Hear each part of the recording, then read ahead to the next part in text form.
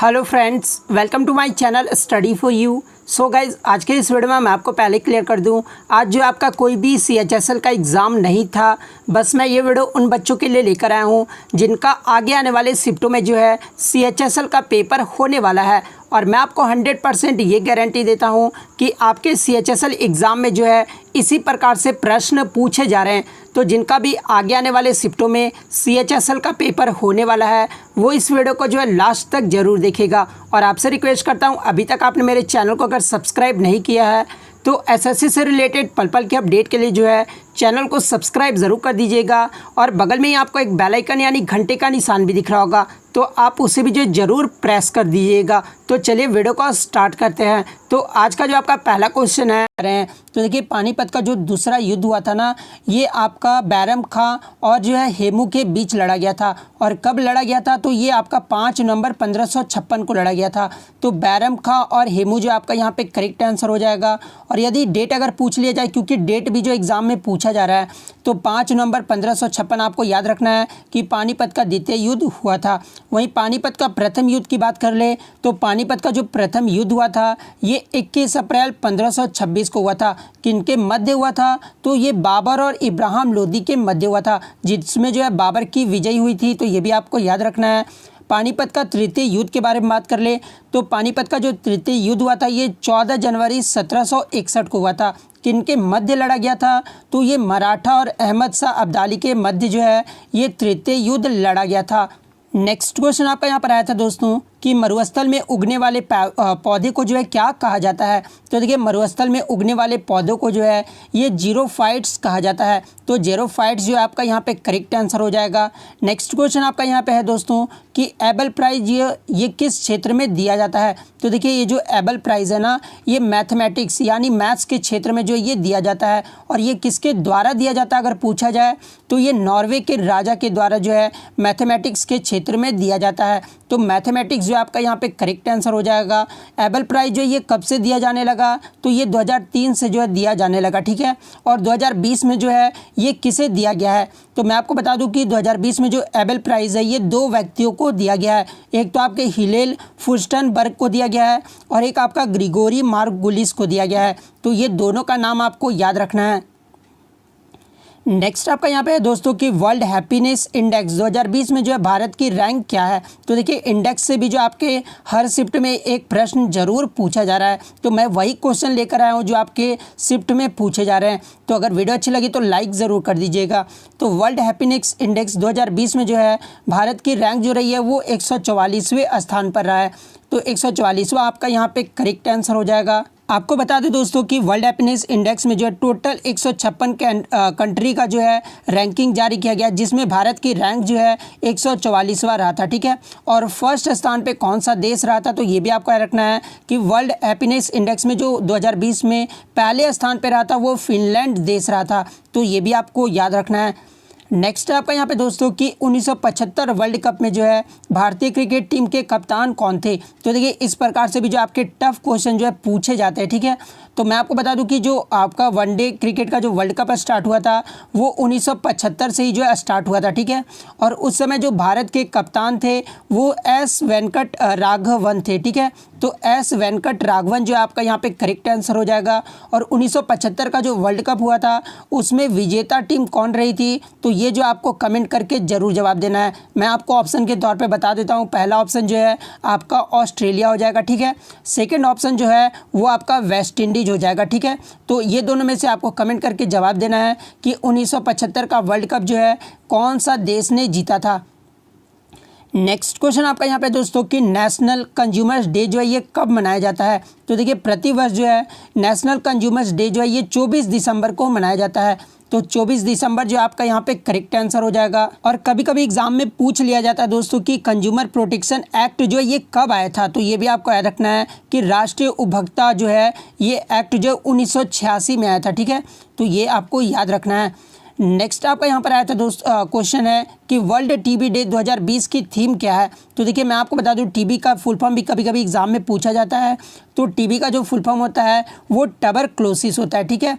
और ये जो है वर्ल्ड टीबी डे हर वर्ष जो है 24 मार्च को मनाया जाता है। तो ये भी आपको याद रखना है कि हर वर्ष जो है वर्ल्ड टीबी डे कब मनाया जाता है, तो 24 मार्च को मनाया जाता है। और 2020 की जो थीम है ना वो इट्स टाइम है। तो इट्स टाइम आपका यहाँ पे करेक्ट आंसर हो जाएगा।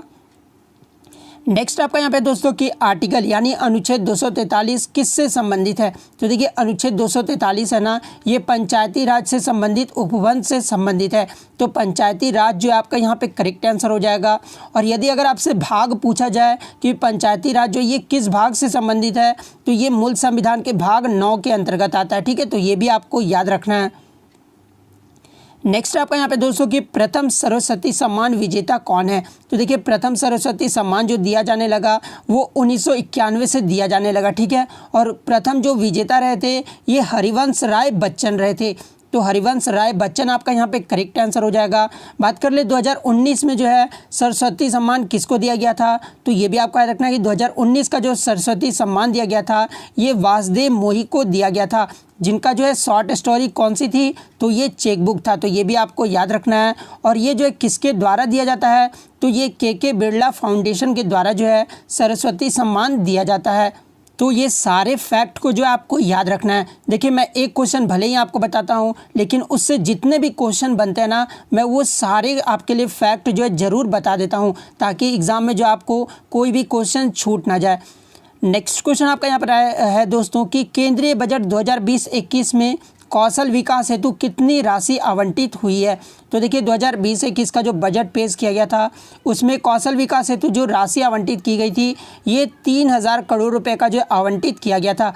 तो 3000 करोड़ रुपए जो आपका यहाँ पे करेक्ट आंसर हो जाएगा। वहीं अगर एग्जाम में आपसे पूछा जाए दोस्तों कि शिक्षा के क्षेत्र में जो है 2020-21 में कितनी राशि आवंटित हुई है, तो ये 99,300 करोड़ रुपए का जो आवंटित किया गया है।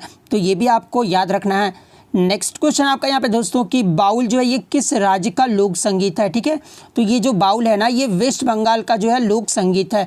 तो वेस्ट बंगाल राज्य जो आपका यहाँ पे करेक्ट आंसर हो जाएगा। अन्य राज्य का भी आप लोक संगीत जो है ज़रूर देख लीजिएगा। इसका PDF मैं आपको टेलीग्राम पे जो है लोड कर दूंगा, तो आप वहाँ से ईजिली जो डाउनलोड कर लीजिएगा। नेक्स्ट आपका यहाँ पे दोस्तों कि आइंस्टीनियम तत्व का जो सिंबल है वो क्या होता है। तो देखिए आइंस्टीनियम तत्व का जो सिंबल होता है ना वो ES होता है। और इसका परमाणु क्रमांक की अगर बात कर ले पूछा जाए तो परमाणु क्रमांक जो होता है वो 99 होता है। तो ये भी आपको याद रखना है, यानी एटॉमिक नंबर जो होता है वो 99 होता है। नेक्स्ट आपका यहाँ पर है दोस्तों कि टॉयसा, जिसका फुल फॉर्म जो होता है वो times of India sports award होता है। और 2019 का जो है लाइफ टाइम अचीवमेंट जो अवार्ड है ये किसे दिया गया है। तो टॉयसा के द्वारा 2019 का जो लाइफ टाइम अचीवमेंट अवार्ड जो है ये आपका बाईचंग भूटिया को दिया गया है, ठीक है। तो बाईचंग भूटिया जो आपका यहाँ पे करेक्ट आंसर हो जाएगा। मैं आपको बता दूं दोस्तों कि बाईचंग भूटिया जो थे वो भारत के पूर्व फुटबॉल के कप्तान भी रह चुके हैं। तो ये भी आपको याद रखना है। और अन्य स्पोर्ट्स पर्सन का आप नाम जान लीजिए जहाँ जो है अवार्ड दिए गए हैं टॉयसा के द्वारा 2019 में। तो sports person of the year जो है ये PV सिंधु को दिया गया है। वही icon of the country award जो है ये आपका बलबीर सिंह को दिया गया है। क्रिकेटर ऑफ द ईयर का जो अवार्ड है ये रोहित शर्मा को दिया गया है। टीम ऑफ द ईयर का जो अवार्ड है वो इंडियन मेंस हॉकी टीम को दिया गया है। तो ये सारे फैक्ट को आपको याद रखना है।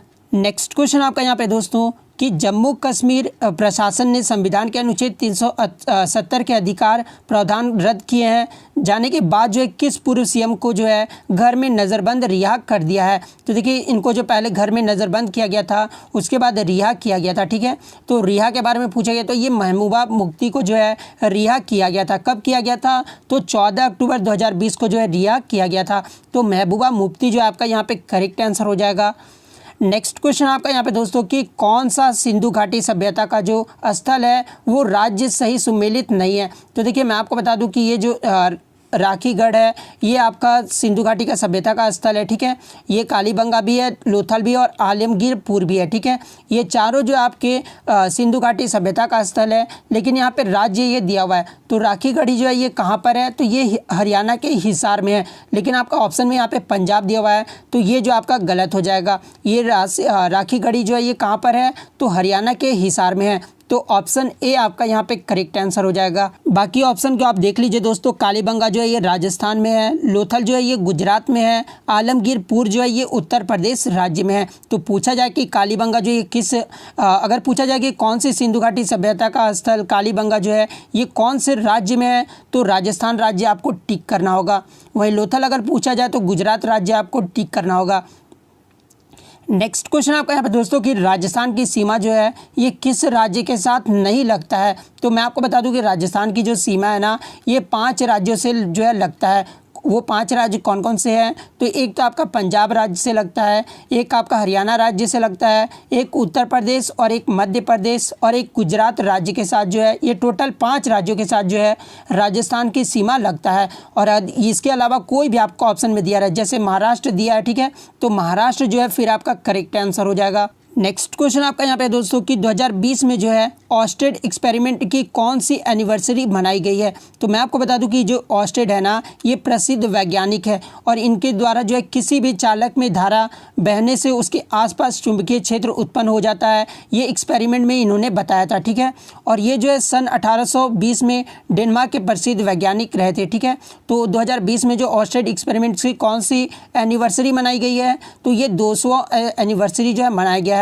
और प्रथम जो एनिवर्सरी मनाया गया था वो 1820 को मनाया गया था, यानी टोटल जो आपका जोड़ लीजिए तो 200वां एनिवर्सरी जो इस बार मनाया गया है। तो 200 जो है आपका यहाँ पे करेक्ट आंसर हो जाएगा। नेक्स्ट क्वेश्चन आपका यहाँ पे दोस्तों कि कोरोना से लड़ने के लिए जो है ब्रेक द चेन मुहिम किस राज्य ने शुरू किया है। तो देखिए केरल सरकार ने जो है कोरोना वायरस से निपटने के लिए ब्रेक द चेन नाम से एक हैंड वॉशिंग अभियान शुरू किया है। तो केरल राज्य जो आपका यहाँ पे करेक्ट आंसर हो जाएगा। और यदि एक और अभियान के बारे में आपसे पूछा जाए कि नमस्ते ओवर हैंडशेक ये जो है किस राज्य ने शुरू किया है, तो देखिए नमस्ते ओवर हैंडशेक ना ये कर्नाटक राज्य के द्वारा शुरू किया गया अभियान, ठीक है। तो ये भी आपको याद रखना है। तो इतने क्वेश्चन जो है आपके लिए कलेक्ट करके ले पाया हूँ जो एग्जाम के लिए आपके इंपॉर्टेंट रहने वाला है। तो वीडियो अच्छी लगी हो तो वीडियो को लाइक करना बिल्कुल भी मत भूलिएगा और चैनल पर नए तो चैनल को सब्सक्राइब ज़रूर कर लीजिएगा। तो अगर इसका PDF चाहिए तो आप मेरे टेलीग्राम पे जुड़ सकते हैं, जिसका लिंक मैं आपको डिस्क्रिप्शन में प्रोवाइड कर दूंगा। तो मिलते हैं नेक्स्ट वीडियो में, तब तक thank you, all the best.